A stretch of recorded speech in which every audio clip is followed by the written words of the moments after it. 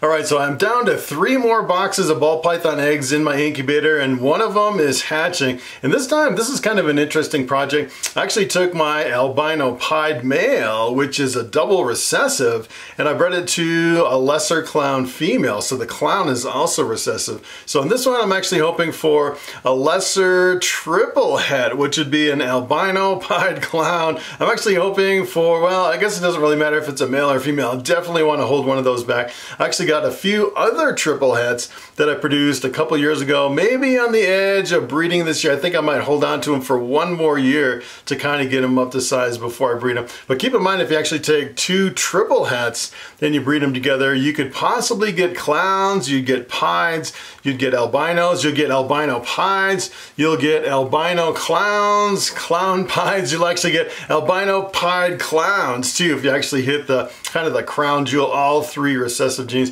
And let me tell you, it's kind of a hard project. I'd say it could potentially take the rest of your life to actually hit a triple recessive visual, especially if you had other genes on top of it, which is one of the more challenging things to do with this project. So I'm going to pull them out. I'm going to guess probably most of them will actually look like normal ball pythons, but they'll all contain 1 copy of each of the 3 recessives, and then hopefully we'll get about, you know, at least 2 or 3 of the lessers in there, which would be the lesser triple hets, which would be pretty awesome. So let's pull those eggs out of the incubator and check them out. Alright, so here we go. These are the ball python eggs fresh from the incubator. And I just had a thought. I've never proved that, as a matter of fact, this is the first time I actually produced anything from that lesser clown female that I used to produce these. And I haven't proved to see if that one's actually het for albino or het for pied. So technically, we could get albinos or pieds in this, which would be kind of interesting too. One way or another will actually prove if it's one or the other. If it's, you know, sometimes you actually get just kind of random hets kind of floating around in your collection. It's kind of unlikely, but sometimes you'll actually get it. And as far as I know, that one's not het for albino or pied. So take a look at those, just kind of sticking their heads out. And this one was really stuck together. So I left them together. As a matter of fact, they're still pretty stuck together, which is pretty wild. I usually separate them right before I put them in the egg box. Wow, these are really still stuck together after 2 months in the incubator. Oh, let's see if I can get them apart here. I've never actually had them together the whole time in the incubator. A little bit easier to separate than they were 2 months ago. I could not separate these. These were like completely stuck together, and I could not for the life of me get them apart, so I just put them in here. Oh, this is one big slimy mess. Ugh. These are really stuck together. I would not recommend doing this. I would much rather separate them before. Oh yeah, that was nasty. Oh, that was absolutely nasty. Alright, let's check this out.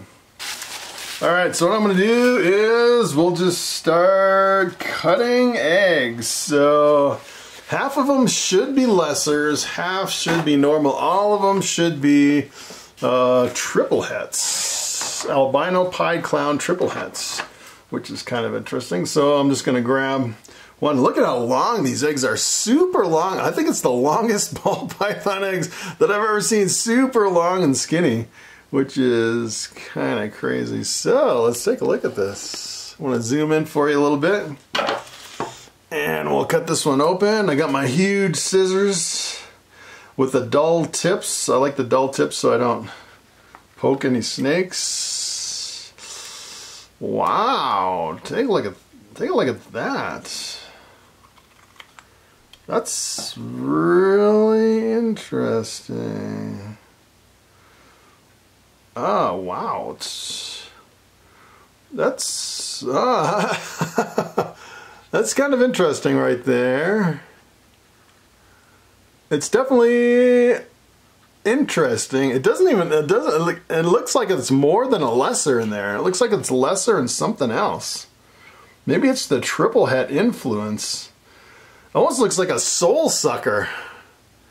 Isn't that? That's crazy. I've never seen lesser triple hats. I think it might be actually a world's first right there. A lesser triple hat, which is pretty wild. Look at the stripe right down the back. Really strong stripe. That's a really wild looking snake. Yeah, and we're getting all goopy again. Whew, I'm getting some crazy stuff in these eggs this year. Some really unexpected stuff. Alright, so let's take a look at this one here. Here's another big old goopy one. Wow. That is crazy. Alright.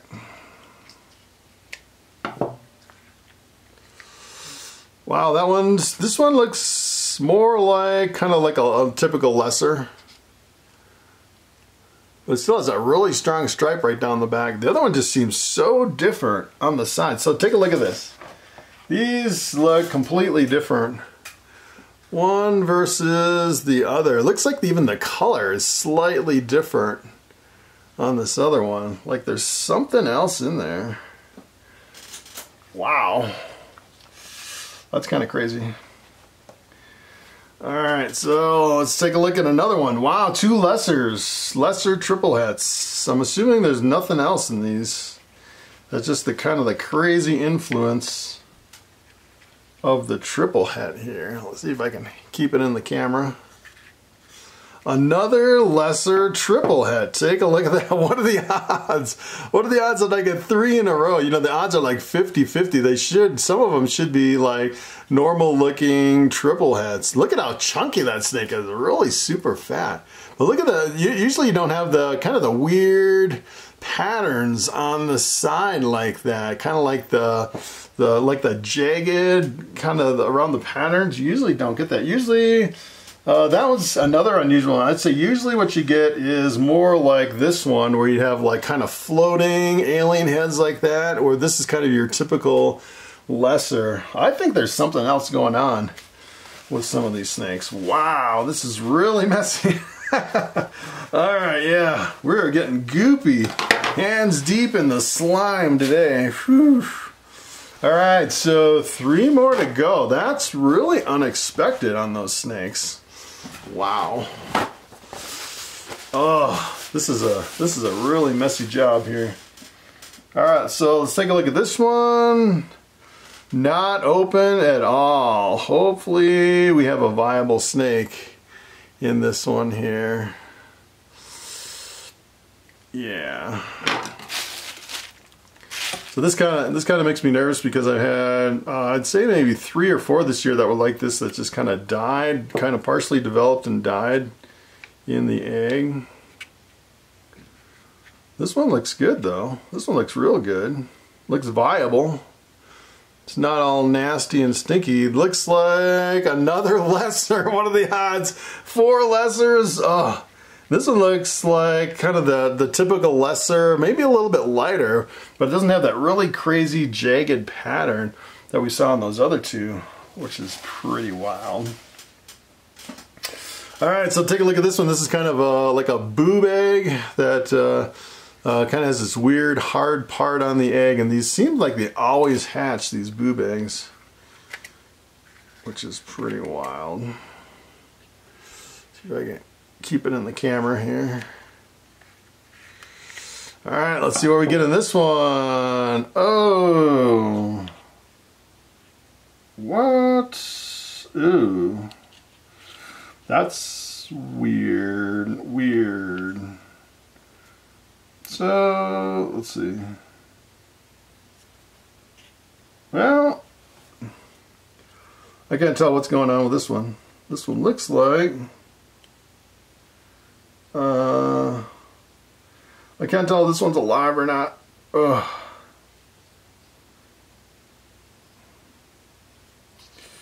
Wow. I don't think this one made it. I can't quite tell. It looks like it was twins, and one of the twins died in there.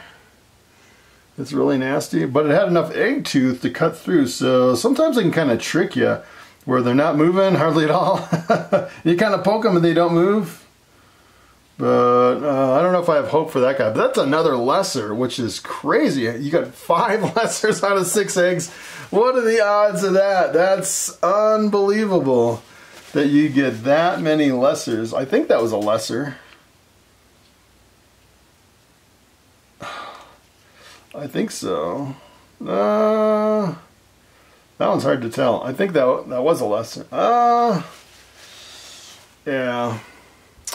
I don't have much hope for that guy. Alright, so this guy has some egg tooth cutting going on. I'm hoping this guy's alright. Those ones that die in the egg, I don't know what's going on with that. That just drives me crazy. Wow, I can't believe it. Another lesser? You gotta be kidding me. All lessers in the whole clutch of triple hets. What are the odds of getting every single one a lesser triple het? That is wild. So the other thing you have to be careful of is you don't want to breed a lesser triple het to a lesser triple het, because you might get the all-white snake, the blue-eyed leucistic, the super lesser, and then you won't know if you got the pieds, the albinos, the clowns, or any of those underneath that blue-eyed leucistic. So yeah, so it could be kind of a challenging kind of a project. I was actually hoping to hold back more non-lesser triple hets. I wasn't actually hoping for that many lesser triple hets on all of them, but it's kind of interesting, especially the ones that are really kind of jumbled up. And this one over here, I haven't seen it move at all. I don't think this one's doing good. I think that one's a goner, unfortunately. I think. I'm not sure. I'm not 100% sure. I'll put him back in the incubator, but that's pretty wild. Take a look at that. What are the odds that you get all lesser triple hets out of that? Maybe the triple het is kind of pulling the lesser. I don't know if it could actually work that way to where you could do that. I just think it's random odds in that one. As a matter of fact, I'm starting to doubt this one. This one almost might be the one that didn't make it. I think this one might be just a normal without the lesser. Ugh. I think that one's just a normal triple het now that I'm looking at all of them. So I think there's one, the one that didn't make it, I think that's the normal. And then 5 lessers, which is pretty wild. Alright guys, that is another really interesting egg cutting, which is pretty crazy. So thanks for coming along, thanks for watching, and I will see you in the next video.